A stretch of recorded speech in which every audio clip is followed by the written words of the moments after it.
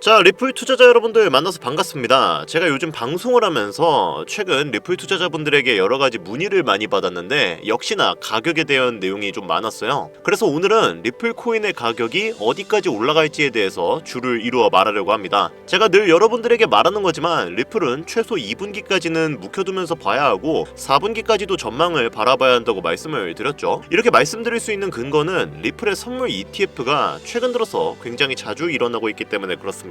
물론 우리가 원하는 건 선물 ETF가 아니라 현물 ETF죠. 그리고 현물 ETF 승인은 도지코인과 함께 SEC에서 승인 결정을 연기한 상태고요. 뉴스를 살펴보면 암호화폐 전문 매체 코인포스트에서도 리플의 ETF 승인 신청을 6월 17일까지 연기를 했고, 블랙록 내부자의 발언에 따르면 리플 가격은 6월 9일을 기점으로 상승할 가능성이 있다는 기대가 시장에 확산하고 있다고 보도가 되고 있습니다. 그리고 현재까지 리플은 그레이스케일, 비트와이즈 등 여러 발행사가 리플 ETF를 신청한 상태이고, CME는 5월 18일까지 레버리지 ETF를 출시를 할 예정이죠. 자, 그러면 여기까지 제 설명을 들으신 분들은 그래서 이런 내용이 어떻게 리플의 주가 상승으로 이어진다는 거야? 라고 궁금해하실 수도 있습니다. 단순히 시장의 호재거리로 인해, 그 기대감으로 인해 가격이 상승한다? 물론 그것도 있지만 리플의 구조적인 메커니즘을 이해하면 이는 가격 상승을 촉발시킬 수밖에 없습니다. 리플은 총 발행 개수가 1000억 개로 한정되어 있는 토큰입니다. 그리고 매월 10억 개의 토큰을 시장에 공급시키면서 그 단가를 맞추고 있죠. 자, 지금 이 영상 보시는 구독자, 시청자님들도 은행 거래를 아마 많이 사용하셨을 겁니다. 그러면 은행에서 은행으로 돈을 보낼 때 수수료가 발생을 하죠. 리플코인은 이런 수수료를 자사의 리플코인으로 대체할 수 있는 ODL 시스템을 적용하고 있습니다. 그리고 수수료 대신 사용한 리플코인은 소각되는 시스템을 가지고 있어요. 그러면 지금처럼 아마존 같은 초거대 기업들이 하루에 얼마나 많은 거래를 하는데, 이 모든 거래 수수료 대신 리플코인을 사용한다면, 그리고 그 리플코인만큼 리플이 소각이 된다면 당연히 수요와 공급의 원칙에 따라 개수가 줄어든 리플의 단가가 올라갈 수밖에 없고, 그렇게 된다면 이는 리플의 주가 상승으로 이어질 수밖에 없죠. 결국 리플은 시간이 지나면 지날수록 다양한 사업체와 사업을 맺을 것이고, 그 과정에서 토큰이 소각되고 개당 단가가 높아지면서 장기적으로는 가격이 올라갈 수밖에 없는 구조로 설계가 되어 있는 겁니다. 하지만 이런 좋은 호재에도 불구하고 리플의 가격이 우리가 만족하는 수준까지 올라가지를 못하고 있죠. 이유가 여러 가지 있습니다만, 아무래도 트럼프의 관세 정책 여파가 아직 암호화폐 시장을 완벽하게 회복시키지 못했다는 것이 제일 큰 이유가 됩니다. 물론 최근에 트럼프 대통령이 관세 유예를 진행하겠다고 말을 했죠. 그러나 이 관세라는 것은 사실상 미정부가 마음대로 변화시킬 수 있기 때문에 많은 기관 투자자들과 개인 투자자들이 섣불리 자금을 넣을 수가 없는 상태인데요. 이렇게 미국의 관세라는 부분은 전반적인 시장 전체 저력을 하방 압박으로 갖고 오는 요인들을 만들었습니다. 지금 리플 코인만 보더라도 고점 라인이었던 5,000원 부근에서 하방 압박을 받고 내려왔던 이유가 리플 코인의 상승 모멘텀이 없어진 게 아니라, 이 하락했던 그 부분은 바로 미국의 관세 부분들 때문에 시장의 변동성을 가져오는 요인을 제공했다는 거, 이게 굉장히 중요할 수밖에 없어요. 근데 이 관세라는 게 도대체 뭐길래 이렇게 사람들이 공포감에 떨고 종목의 가격이 하락하고 그러느냐, 이런 의문점을 가지시는 분들이 있을 수도 있는데, 제가 간단하게 설명을 드리자면, 우선 관세를 올린다면 물가가 올라갑니다. 인플레이션이 올라간다는 거죠. 물가가 올라간다면 고금리에 그대로 시장이 유지가 될 가능성이 매우 높은 시점이다 라고 평가받을 수 있습니다. 이렇게 흘러간다면 미국은 관세를 거두니까 자금력이 늘어나겠지만 그냥 일반적인 다른 기업들과 다른 나라만 힘들어지겠네? 라고 생각할 수 있어요. 근데 그게 아닙니다. 미국 또한 힘들어질 수밖에 없어요. 미국은 자국 내 생산에서 수출하는 수출량보다 수입량이 월등히 더 많은 나라입니다. 쉽게 비유하자면 자동차 엔진을 만들 기술력이 있더라도 그 엔진을 만들기 위한 부품은 수입을 해야 하는 나라라는 거예요. 근데 이 부품 자체가 비싸져 버리니까 기업들 입장에서는 엔진 가격을 올릴 수밖에 없어요. 가격이 올라가면 소비자들은 그 물건을 어떻게 해요? 덜 살 수밖에 없겠죠. 그러다 보면 생산량을 줄일 수밖에 없습니다. 그러면 생산량이 줄어드니까 기존의 그 생산량을 유지하기 위해 써야 했던 인력들은 어떻게 됩니까? 이제 필요가 없게 되겠죠. 그러면 또 인력을 해고를 하게 됩니다. 이러다 보니까 요즘 미국의 실업률이 거의 역대 최대치까지 올라가 버린 상황입니다. 2020년 코로나 때문에 전 세계가 실업률이 미쳐 날뛰었던 때가 있었는데, 지금이 거의 그때만큼이나 실업률이 높은 상황이에요. 아이러니하게도 관세 정책을 실현시켜서 미국 내의 자금력을 더욱 공고히 해서 미국을 더 위대한 나라로 만들겠다. 미국 내 시민들과 기업들에게 최고의 나라를 선보여주겠다. 라고 호언장담하던 것과는 무색하게 지금은 미국 내에서의 기업들은 물론이고 시민들조차 현재 미정부의 관세 정책에 반발이 심해진 상태인데요. 그래서 트럼프도 최근에는 정책의 방향성을 조금씩 유연하게 풀고는 있는데 아직 명확하게 해당되는 노선을 정하지 않은 부분에서 왔다 갔다 하는 모습을 보여주고 있죠. 그만큼 현재 시장의 흐름은 정말 변동성이 커도 너무나 크다라고 볼 수가 있는 상황인데 그럼에도 불구하고 우리가 리플 코인에 투자하고 있는 이유가 뭡니까? 바로 리플 상승에 대한 모멘텀이 충분하기 때문이겠죠. 자, 관세라는 거는 말 그대로 대외적인 이벤트로 우리는 평가할 수 있습니다. 왜냐면 주식 시장도 코인 시장도 모두 금융 시장을 다 같이 영향을 받고 있는 부분이지만 이게 미국 내 대외적으로는 그러한 부분을 움직이고 있더라도 내외적으로는 어떻습니까? SEC가 코인의 시장에 압박했던 부분들을 하나씩 풀면서 리플과도 이제는 완벽하게 법적 리스크를 해소하게 되었는데 이 부분이 갖고 오는 리플의 상승에 대한 모멘텀이 추가적으로 나와주고 있죠. 우선 리플 코인이 갖고 있는 상승 모멘텀 뭐가 있습니까? CBDC라는 디지털 화폐의 중추적인 역할을 하고 있다. 두 번째로 이 스테이블 코인 관련해서 요즘 굉장히 이슈가 크게 되고 있죠. 달러와 1대1로 연동된다. 이걸로 끝나는 게 아니라 미국이란 나라는 달러를 더욱 강하게 만들어야 되는 나라입니다. 왜? 달러를 발행하는 기축통화국이기 때문에 달러가 강해져야 그들의 나라 힘도 강해지기 때문이죠. 그래서 스테이블 코인을 꼭 집어서 우리는 달러와 함께 스테이블 코인을 가져가야만 우리 달러가 살 수 있다라고 트럼프가 공식 언급을 했죠. 세 번째로 뭐가 있습니까? IPO 그리고 ETF가 있습니다.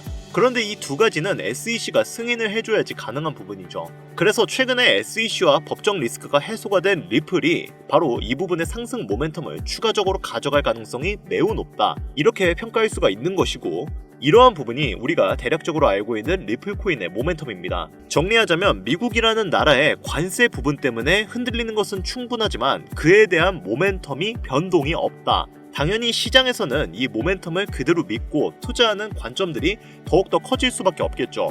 일반적으로 우리가 투자하는 것은 금융시장입니다. 정치, 경제, 사회 이 모든 부분이 다 포함되어 있기 때문에 대외적인 이벤트에도 큰 영향을 받고 있지만 그에 대한 모멘텀이 변동이 없다면 리플의 성장 가능성은 무한할 것이고 그로 인한 리플의 가격 상승 역시 매우 높을 것으로 전망이 된다는 거죠. 그렇다면 우리에게 가장 중요한 건 무엇이냐?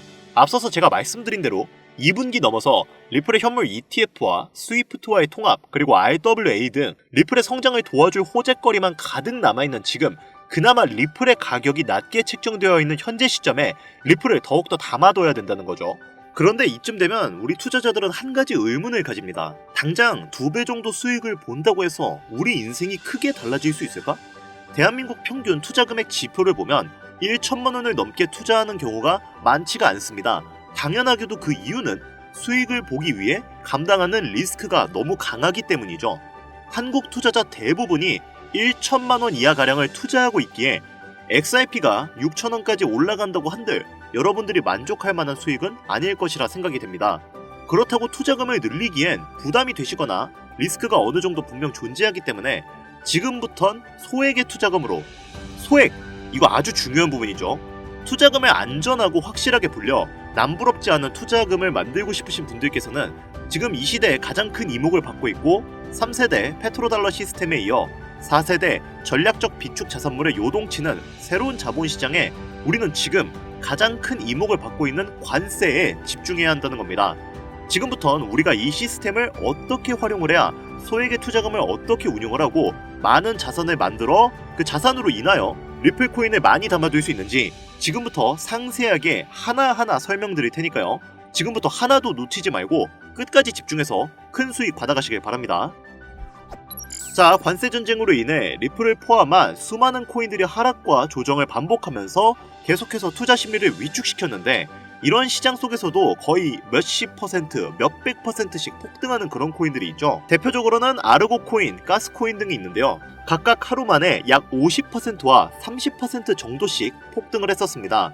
아르고 코인은 NFT 프로젝트의 일환인 알파쿼크와의 생태계 통합을 발표하면서 하우스 파티 프로토콜 발행 계획을 밝히고 그로 인한 투자 기대감을 높여 가격이 급등을 했습니다. 반면에 가스코인은 중국의 이더리움이라 불리는 네오 블록체인과의 연계점이 있고 이 네오 체인의 블록체인 활동이 활발해지면서 같이 폭등을 했죠.